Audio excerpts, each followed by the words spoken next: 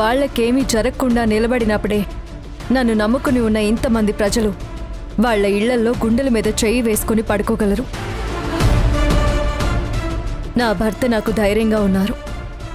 ఇంక నువ్వు భయపడాల్సిన అవసరం లేదమ్మా. అలా అని జరిగింది తేలిగ్గా తీసుకోమంటావా? పీడకల అని మర్చిపోమంటావా? మర్చిపోవద్దమ్మా. వాళ్ళని వెతకడానికి నేను మనుషుల్ని పంపించాను. వాళ్ళు దొరుకుతారు.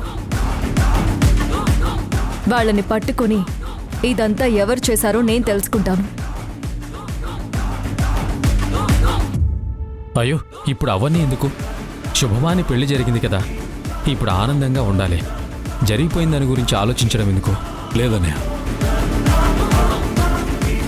పెళ్లిలో 10 మంది ముందు ఇంతకి తెగించారంటే వాళ్ళెవరో తెలుసుకుని తీరాలి. అవును, తెలుసుకునే తీరాలి.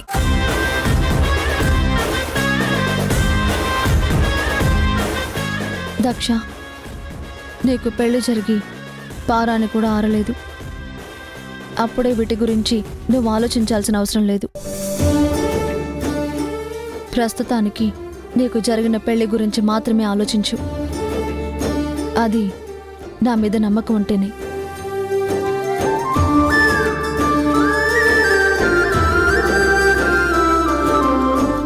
అదేంటక్క అలా అంటావు? నువ్వు నేను వేరనుకోను.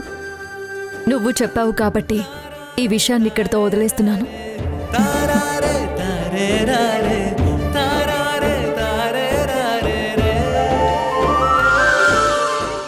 రుద్ర, అందరూ కిందుంటే నువ్వేంటి ఇక్కడున్నావు?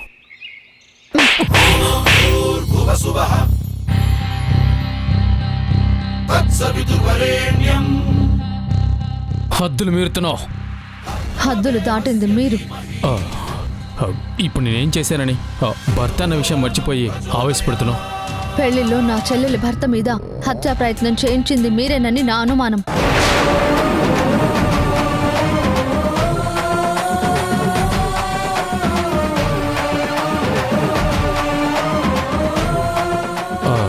అది నిజం చెప్పండి. ఇది మీ ఇంటి నుంచి వచ్చిన ప్రయత్నమా లేక మీరు చేయించిన ఆలోచన? ఇప్పుడు అవన్నీ ఎందుకు, తర్వాత మాట్లాడుకుందాం పద. ఆగండి. మీరు నిజం చెప్పకపోతే నా నిర్ణయం మరోలా ఉంటుంది. ఏం మాట్లాడుతున్నావు రుద్ర? నేను ఆలోచించిందే నీ గురించి. అది నీకెందుకు అర్థం కావడం లేదు? నా గురించి చేసినప్పుడు నాకు చెప్పి చేయాలి కదా, అలా ఎందుకు చేయలేదు? ఏం చెప్పమంటావు, ఎలా చెప్పమంటావు? మీ చెల్లెలి మీద నువ్వు ఎంతో ప్రేమని చూపిస్తున్నావు. పెళ్లి తంతు మొత్తం నువ్వే దగ్గరుండి పూర్తి చేశావు. నీ కలని నువ్వు వదులుకొని ఆ కళ్యాణాన్ని జరిపించాలనుకుంటున్న నీతో నేను ఈ విషయం ఎలా పంచుకుంటాను? అధికారం అక్కడ శాశ్వతమైంది. నువ్వు తలదించుకోవాల్సి వస్తే అప్పుడు నేను రక్తపాతంతో పెళ్ళాపుదాం అనుకున్నారా? అవును, అప్పుడే 21 రోజు గడువు తీరిపోతుంది. కాబట్టి శాశ్వతంగా దక్ష సింహాసనానికి దూరమవుతుంది. అధికారిగా నీకు పట్టాభిషేకం జరుగుతుందని ఆశించాను. చేసిన తప్పుని ఇలా సమర్థించుకోవాలని చూడకండి. నేను రాజరికంలో పుట్టాను. కత్తి పట్టి తల నరికి వీరోచితంగా సింహాసనాన్ని సొంతం చేసుకోగల సత్తా ఉన్నదాన్ని. అధికారం కోసం అయిన వాళ్ళని దొంగ దెబ్బ కొట్టే అవసరం నాకు లేదు. అయినా దక్ష ఎంతండి? నా తర్వాత పుట్టి నా ఎంగిలి పాలు తాగి పెరిగింది. దాని తలరాతలో లేని దానికోసం మా అమ్మ ఆరాట పడుతోంది. ఈ 3 ముళ్లతో దాని తలరాత ఎలా మారుతుందోనని నేను సతమతమవుతుంటే మీ పాటికి మీరు పిచ్చి పిచ్చి ప్రయత్నాలు చేస్తూ వాళ్ళు అనుకున్నది నిజమని ముద్ర వేసుకోకండి. నన్ను నలుగురిలో ఎగతాళి చేయకండి. అలాంటివేంటి రుద్ర, నేను చెప్పేది. మరోసారి ఇలాంటి ప్రయత్నం చేస్తే తాళి కట్టిన భర్త అని కూడా చూడను.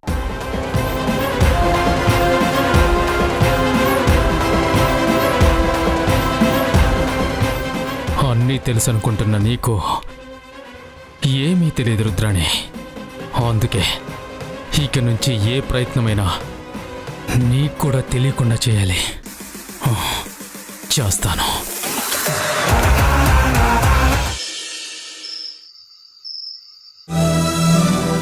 మీ ఇంటి సంబంధం వచ్చేసరికి నేను ఎంతో ఆనందించాను. నీ గురించి అందరూ చెప్పుకుంటూ ఉంటే ఇన్ని రోజులు విన్నాను. అలాంటి నువ్వే నా భార్యగా నా జీవితంలోకి వస్తున్నావని తెలిసినప్పుడు నేను ఎంతగానో ఆనందించాను. నాకు మాత్రం ఆనందంగా లేదండి. ఎన్ని అవాంతరాలు ఎదురైనా అడ్డంకులు తొలగించుకుని దక్ష తాళి కట్టించుకుంది. తన అధికారాన్ని శాశ్వతం చేసుకుంది. కానీ తన జీవితంలో ఉన్న దోషం తన భవిష్యత్తును ఎలా నడిపిస్తుందోనని భయంగా ఉంది. జరిగిన దాని గురించి భయపడి ప్రయోజనం లేదండి. అసలు మిమ్మల్ని చంపే ప్రయత్నం ఎవరు ఎందుకు చేశారో ఖచ్చితంగా ఏదో ఒక రోజు నేను తెలుసుకునే తీరుతాను. ఆ రోజు వాళ్ళ అంతు చూస్తాను. నువ్వు అంటుంటే అనుమానం వస్తుంది రుద్రాణి. తన జాతక దోషంలో రేపు ఏదైనా జరగరాని జరిగితే ధర్మపీఠం కోసం మనమే అలా చేశామని అనుకుంటారేమో. అలా ఎప్పటికీ జరగదు. నా చెల్లెలు నిండు నూరేళ్ళు పిల్లా పాపలతో సంతోషంగా ఉండాలి. ఈ విషయం అంత తేలిగ్గా తీసేసేది కాదు దాక్షాయణి. నా మీద హత్యా ప్రయత్నం జరిగినా అది నీకు అన్యాయం చేయడానికి అని నాకు అర్థమైంది. అసలు ఇలాంటి ఆలోచన ఎవరికి ఉంటుంది? ఇది బయట వాళ్ళ ప్రయత్నమా లేక ఇంట్లో వాళ్ళ ప్రయత్నమా? ముందు తెలుసుకోవాలి. చూడు రుద్రాణి, నేను నీకు అధికారం రావాలని నీకు చెప్పకుండా ఒక ప్రయత్నం చేశాను. అది తప్పని నువ్వు నాకు చెప్పావు. నా తప్పు నేను తెలుసుకున్నాను. కానీ దీన్ని సాకుగా చూపించి రేపొద్దున వాళ్ళు నా మీద నిందలు వేస్తే నువ్వే నాకు అండగా నిలబడాలి. మరోసారి నా చెల్లెలికి కానీ నా కుటుంబానికి కానీ హాని తలపెట్టే పనులు చెయ్యడం కాదు. మీకు ఆ ఆలోచన కూడా రాకూడదు. నీకు బాధ కలిగించే పనులు నేనెప్పుడు చెయ్యను రుద్రాణి, నన్ను నమ్ము. నేనెప్పుడూ అధికారం కావాలని కోరుకోలేదండి. అనుకోకుండా అమ్మ నాకు ఆ బాధ్యత అప్పగించింది. ఆ బాధ్యత నెరవేర్చడానికి ధర్మపీఠం మీద కూర్చున్నాను. ఈ ఇంటి గౌరవం నిలబెట్టమని మా అమ్మ నన్ను అడిగింది. ఈ కంఠంలో ఊపిరుండగా ఆ గౌరవానికి ఎలాంటి లోటు రాకుండా చూసుకునే బాధ్యత నాది. రాజుగా ఉన్నప్పుడు శత్రువులు ఉంటారు. బుద్ధిబలంతోనో భుజబలంతోనో ఎదుర్కోవాలని నాకెప్పుడో తెలుసండి. మీరు నాకు అండగా ఉన్నందుకు నాకు చాలా ఆనందంగా ఉంది. నా ఆశయం నెరవేరడానికి నువ్వు అడ్డు తగిలినా నేను క్షమించలేను.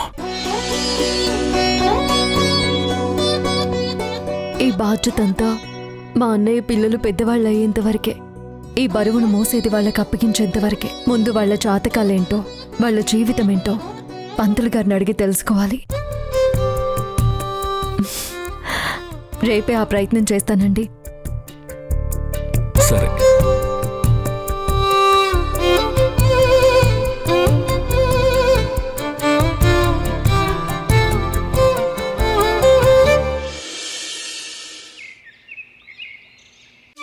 భార్గవ్, భార్గవ్, భార్గవ్. అమ్మా, భార్గవ్ మా ఆయన కనిపించట్లేదు. అల్లుడు గారు పనుందని బయటికి వెళ్లారు. ఈరోజు నీ మేనల్లుడు భార్గవ్ పుట్టినరోజు కదా, వాణ్ణి తనే రెడీ చేస్తానని మీ చెల్లెలు తీసుకెళ్ళింది. అదిగో వస్తుంది.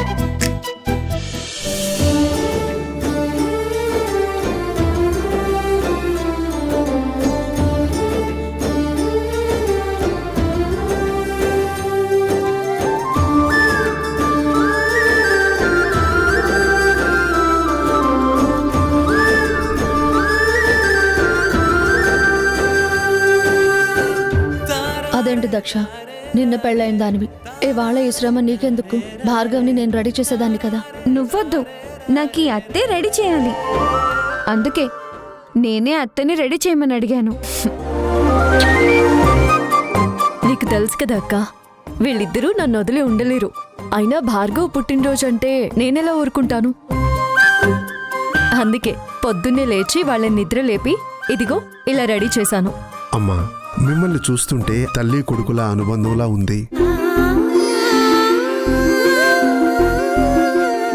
ఇలా నూటికో కోటికో ఎక్కడో ఒకచోట మాత్రమే జరుగుతుంది.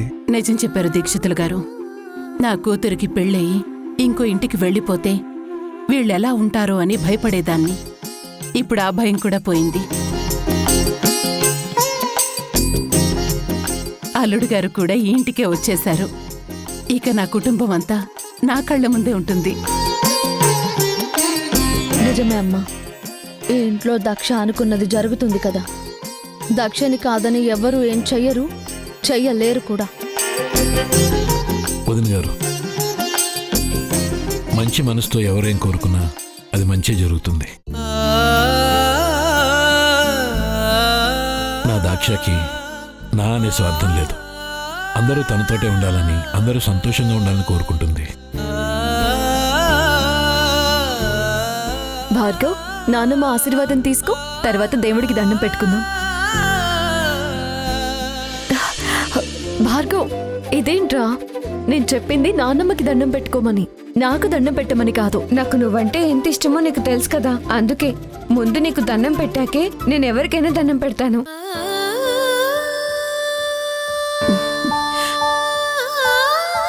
వీళ్ళెప్పుడూ బావుండాలి, నా ఇల్లు ఎప్పుడూ సుఖ సంతోషాలతోనే ఉండాలి, నా వాళ్ళ ఆనందమే నాకు కావాలి. అమ్మా, ఆ భార్గవరాముని పేరు పెట్టారు. నిజంగా ఆ రాముడిలాగే తను చాలా గొప్పవాడవుతాడు. అతని జీవితంలో ఎవరున్నా అతనితో జీవితాన్ని పంచుకున్న వాళ్ళు మహర్జాతకులని చెప్పాలి. అయితే ఇంకేం దక్షాయణి, తొందరగా ఒక కూతుర్ని కని మీ మేనల్లుడికిచ్చేసేయి. నీ పుట్టినిల్లు నీ కూతురు మెట్టినిల్లు అవుతుంది, దాని జీవితం కూడా బాగుంటుంది. అంతకన్నా నా పిన్ని, నా కూతురే ఈ ఇంటి కోడలు అవుతుందంటే నాకన్నా ఆనందించే వాళ్ళు ఇంకెవరుంటారు? నా కూతురి కన్నా అదృష్టవంతులు ఇంకెవరుంటారు? విధిలో ఏం రాసిందో అదే విధంగా జరుగుతుంది. ముందే ఎందుకు అనుకోవడం? మంచి ఎవరు ఆలోచించినా మంచే జరుగుతుంది.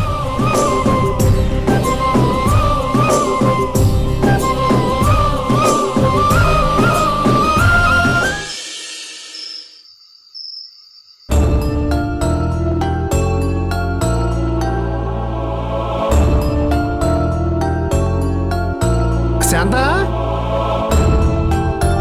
శాంత, శాంత, కాస్త మంచినీళ్ళు తీసుకురా. శాంత,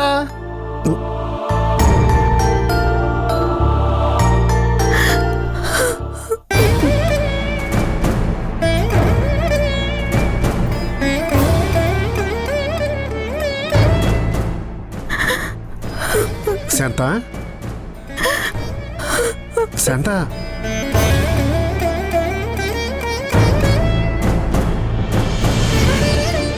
ఏంటి శాంత, ఆ కన్నీళ్ళేంటి?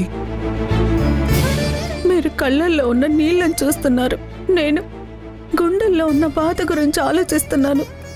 అయినా ఇప్పుడంత బాధేమొచ్చింది?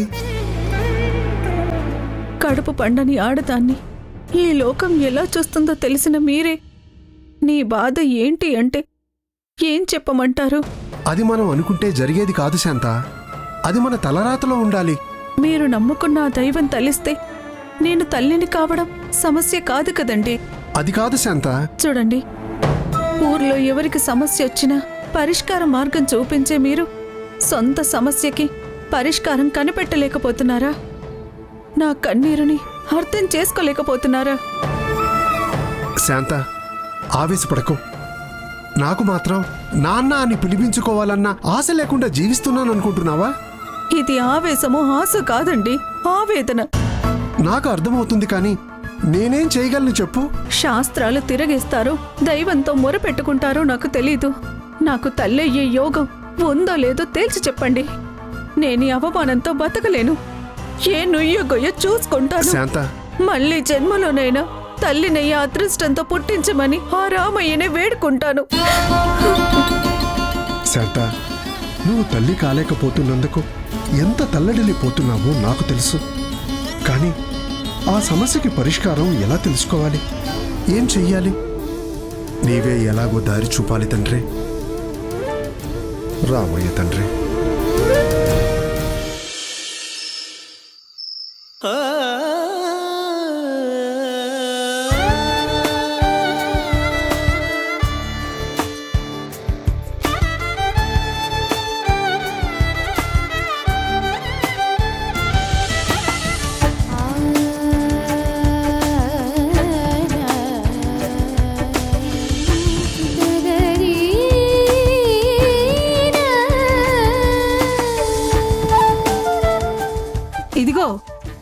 అవతల శారద గారు హడావుడి చేస్తున్నారు.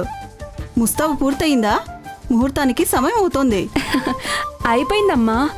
ఈ బంగారు బొమ్మలు అల్లుళ్ళ కంటికి మరింత అందంగా కనిపించాలి కదా, అందుకే ఇంతలా ముస్తాబు చేస్తున్నాం.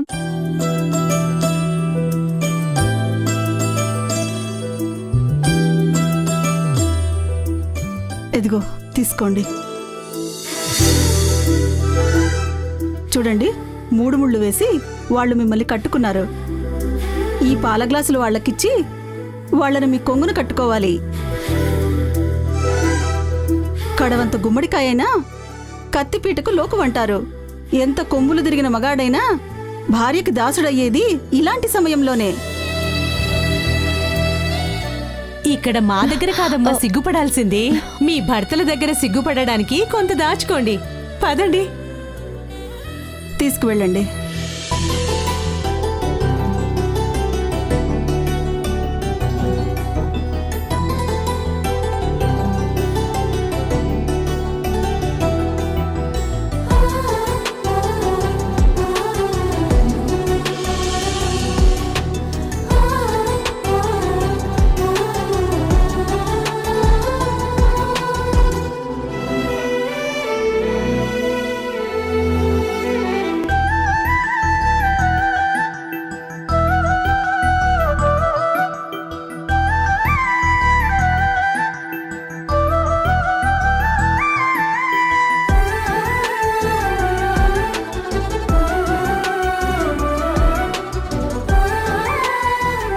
స్థానం పాదాల దగ్గర కాదు, ఇక్కడ. నేను నీ భర్తగా రావడం నీ అదృష్టంగా భావిస్తున్నావో లేదో నాకు తెలియదు, కానీ నువ్వు నాకు భార్యగా రావడం మాత్రం ఎన్నో జన్మల వరం అని నేను భావిస్తున్నాను.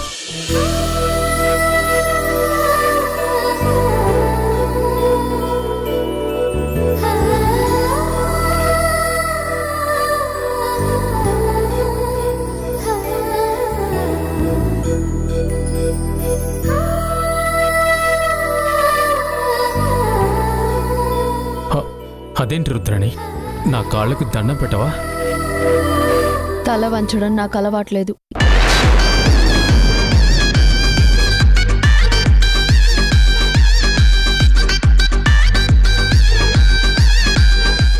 భర్త అయినా సరే బాధ్యతగా ఉంటానేమో, కానీ తలదించుకొని మాత్రం ఉండను. అర్థం చేసుకునే భర్త జీవితంలో ఉంటే ఆ జీవితం ఎంత బాగుంటుందో నేను ఊహించగలనండి. నాకు తోడుగా మీరుంటారు, మీకు నీడలా నేనుంటాను. ఎప్పటికీ మనమిద్దరం ఒక్కటిగానే ఉండాలని కోరుకుంటాను.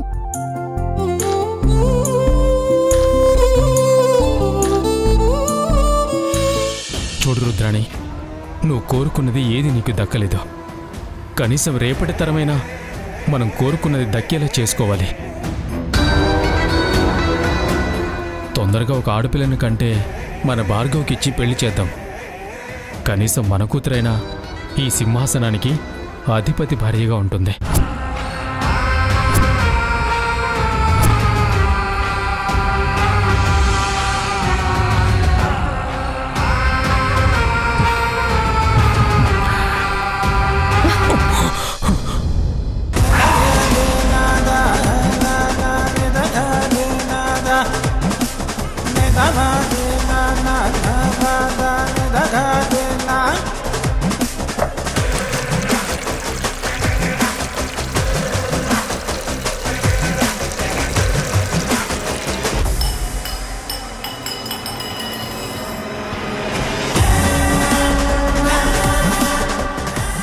ఏంటండి, మీతో కలవవలసిన నేను మీకు నాకు మధ్య ఈ రేఖను ఎందుకు గీస్తున్నాను అనా? నా హక్కుని మన పెళ్లి దూరం చేసింది.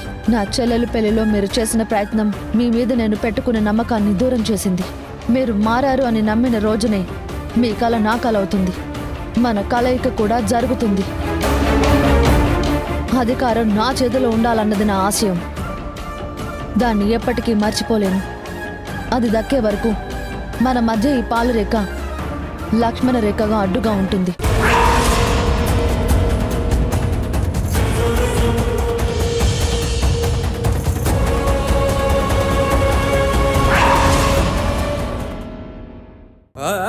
లేక మనలా బాధపడేవాళ్లు ఒక పూల జంగిడిని అలంకరించి రామనామ జపంతో ఈ గుడి నుండి నడక మొదలుపెట్టి ఊరు మొత్తం ఆ మంత్రాన్ని జపిస్తూ తిరిగి మళ్ళీ గుడి దగ్గరకు వచ్చి రాముల వారి ముందు ఆ జంగిడిని దించితే తప్పకుండా ఆ కోరిక నెరవేరుతుంది.